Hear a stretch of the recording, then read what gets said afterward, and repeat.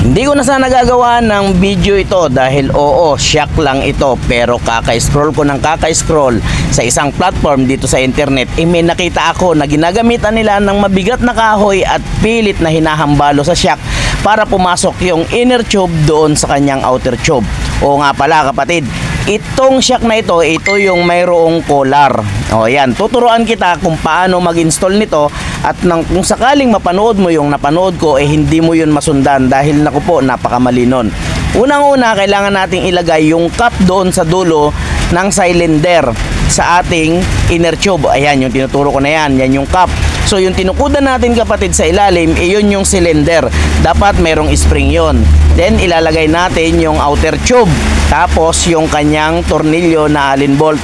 Dapat meron na yung spacer na tanso or alloy. Kailangan meron yon dahil kung wala, naku po kapatid, asahan mo na magtatagas yan. So hindi pa natin nilalagay yung collar at ito yung collar na tinatawag. So medyo maraming nahihirapan talaga dito. Sana ikaw ay hindi. Ngayon kung saan yung medyo may talim na konti o yung may bawas na konti, yun yung pang ilalim kapatid. Ayan. At ilalagay natin yung kanyang washer. Then kukuha ka ng screwdriver at pamukpok kapatid na hindi naman ganun kasobrang bigat. So ginamitan ko lang ito ng pliers para medyo magaan lang dahil napakalambot lang nitong ipasok. Ayan. So ismutan lang natin, ingatan lang natin kapatid na magasgas ng screw yung ating inner tube. Ayan o, naipasok na natin. Then pagkatapos nyan, pwede mo nang ibalik yung washer. So naipasok na natin yung collar, then oil seal na ang ilalagay natin.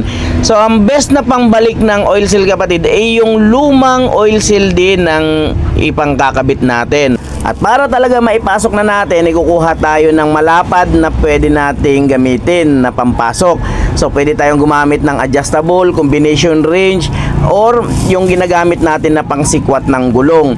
Basta ang dapat ang pagpasok mo or pagpukpok mo kapatid medyo pa-vertical lang, yung pa-slide lang doon sa inner tube natin. So wag natin ipo 45 degrees yung ating pamukpok para hindi magkaroon ng tama yung inner tube natin. So iwasan natin na magasgasan yung inner tube dahil kapag nagasgasan yan kapatid may possibility na kaagad na tumagas yan.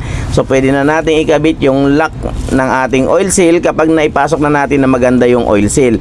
And then pagkatapos nyan ikabit na natin yung ating dust seal. Kung may nagustuhan ka dito sa video na ito kapatid, baka pwede naman pa-follow kami at pa-share na rin sa mga tropa nating mekaniko dyan. At syempre wag mo naman kalimutan na i-like. Salamat!